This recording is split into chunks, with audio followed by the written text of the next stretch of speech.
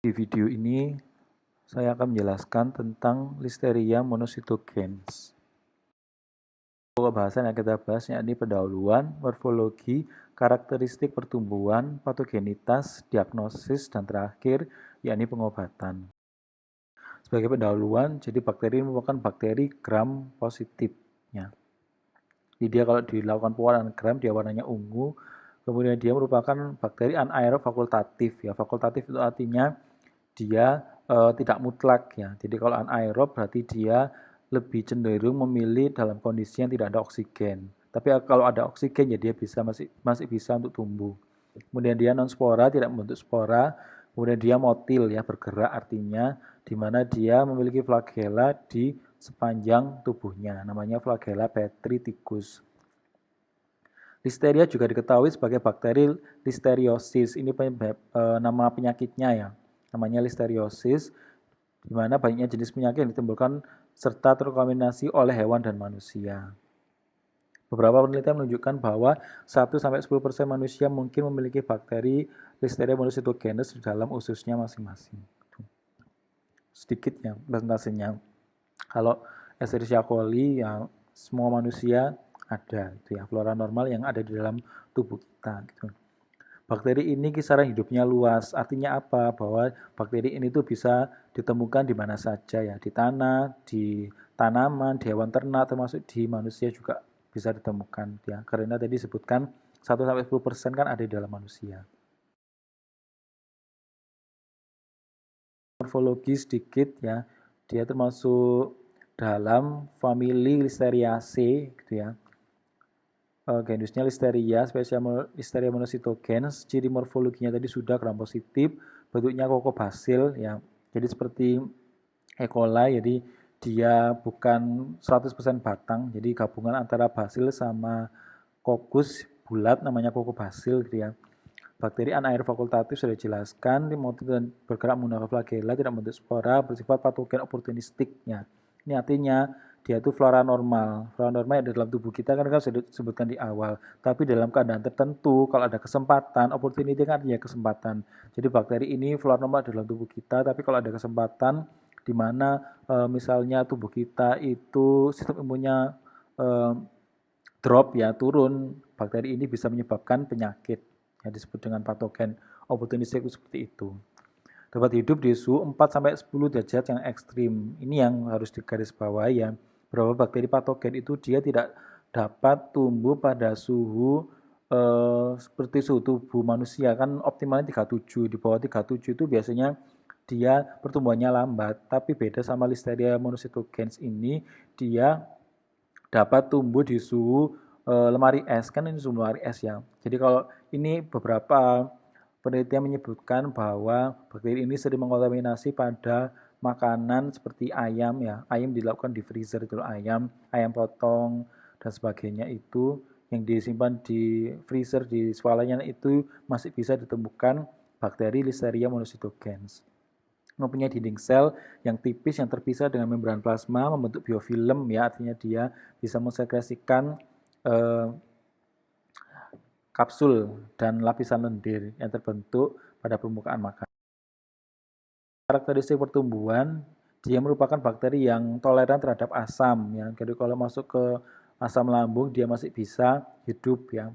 Beberapa bakteri patogen itu dia mati kalau ada asam.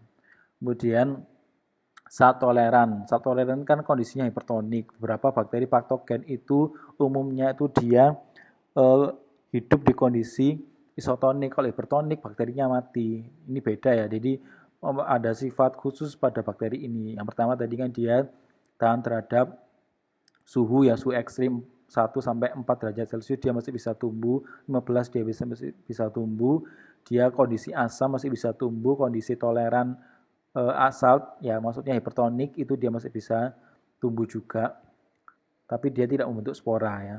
Biasanya beberapa bakteri patogen itu dia toleran terhadap ini semua asam, panas, ekstrim itu karena ada spora, tapi dia tidak ada spora tapi dia bisa hidup di kondisi yang ekstrim seperti asam, seperti kondisi hipertonik, seperti kondisi yang suhu rendah itu ya.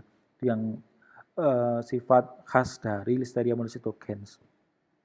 Dia memproduksi beta hemolysin. Artinya apa? Jadi dia melisiskan sel darah merah secara sempurna. Ya, hemolysin kan ada alfa, beta, sama gamma. Kalau beta dia melisiskan eritrosit atau sel darah merah dengan sempurna. Ini beda sama bakteri Listeria yang lain termasuk Corynephromys. Dapat tumbuh medium seperti agar dan dapat tumbuh di tempat yang tersedia oksigen maupun tidak. Dapat membentuk biofilm tadi sudah bersifat katalase. Jadi dia memproduksi enzim katalase dan menghasilkan asam, tapi tidak menghasilkan gas. Beda sama beberapa bakteri Enterobacteriaceae, bakteri yang menyebabkan penyakit pada saluran pencernaan itu dia memproduksi gas dan memfermentasi karbohidrat. Tapi ini dia memfermentasi karbohidrat tapi tidak memproduksi gas. Itu ya bedanya. Masuk ke morfologi makroskopis ya. Jadi dapat koloni dapat dilihat pada medium tertentu. Di sini dilihat pada medium TSA, Tritwig soy agar. Itu ya dia koloninya warnanya putih halus. Kemudian pada media penyubur, ini media yang sehari-hari digunakan, ini media isolasi bisa pakai TSA. Sedangkan pada media tertentu seperti media penyubur,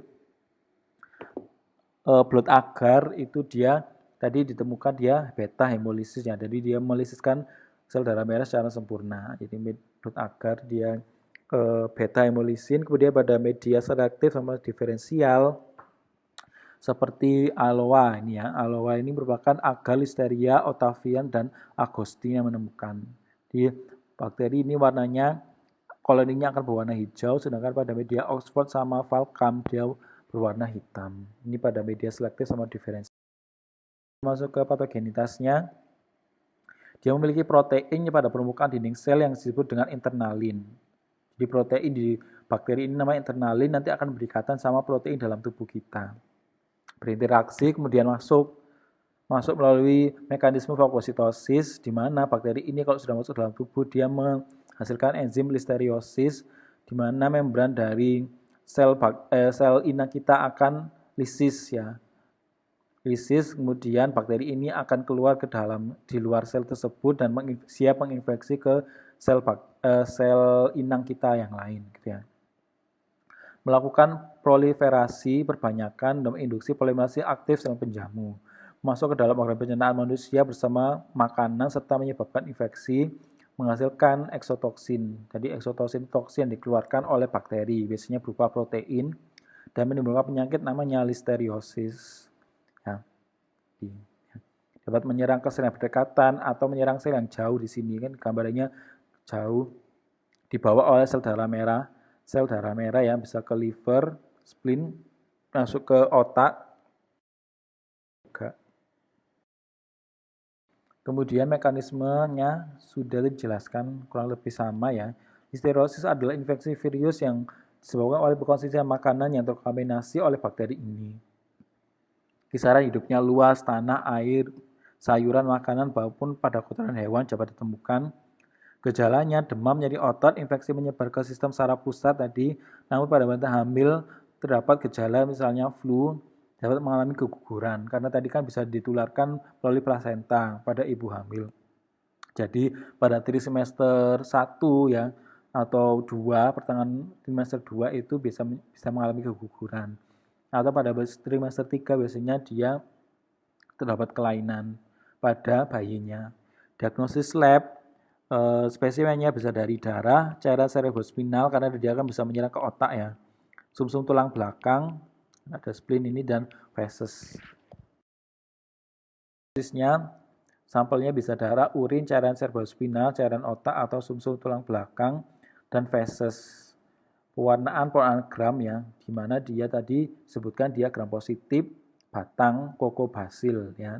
Lewat sendiri, media kulturnya bisa pakai TSA ini untuk media kultur saja sehari-hari, biasanya untuk identifikasi kita langsung ke media blood agar, di mana nanti kalau terdapat beta hemolisis berarti Listeria monocytogenes atau bisa pakai media selektif tadi aloe atau Oxford dan Falcam. Ya, uji biokimia jadi fermentasi karbohidrat tapi tidak membentuk gas. Untuk pencegahan dan pengobatan, pencegahan secara total mungkin tidak dapat dilakukan, namun makanan yang dimasak ya sekali harus dimasak karena dia tadi kan bisa hidup di kondisi yang 5 ya, 1 derajat sampai 15 derajat Celcius. Dipanaskan dengan benar, dan terbunuh sampai temperatur 375 derajat Celcius. Risiko paling besar adalah kontaminasi silang, yaitu apabila makannya sudah dimasak bersentuhan dengan bahan makanan atau peralatan yang terkontaminasi. Tuh. Pengobatan dengan cara ampicillin dan gentamisin, tetapi resisten terhadap cephalosporin, penicillin, dan chlorphenicol. Jadi artinya biasa diobati menggunakan antibiotik ampicillin maupun gentamisin. Resisten ini tidak bisa diberikan lagi ke pasien yang terinfeksi listeriosis. Ya.